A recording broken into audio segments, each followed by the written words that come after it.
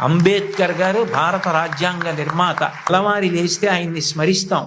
అటువంటి అంబేద్కర్ గారు భీమ్రావ్ అంబేద్కర్. నిజానికి ఆయన పేరులో భీమ్రావ్ అన్నది ఆయన పేరులోది కాదు. ఆయనకి చిన్నతనంలో ఒక్కొక్కసారి అన్నం తినడానికి ఇబ్బంది కలిగితే ఒక ఉపాధ్యాయుడు తాను తెచ్చుకుని మధ్యాహ్నం తినవలసిన భోజనంలోంచి కొంత భోజనాన్ని అంబేద్కర్ గారికి పెట్టి అంత ప్రేమతో చూశాడు. ఏ భీమ్రావ్ అన్న ఉపాధ్యాయుడు తనని అంత ప్రేమతో చూశాడో ఆ పేరు తన పేరులోకి కలుపుకున్నారు అంబేద్కర్ గారు.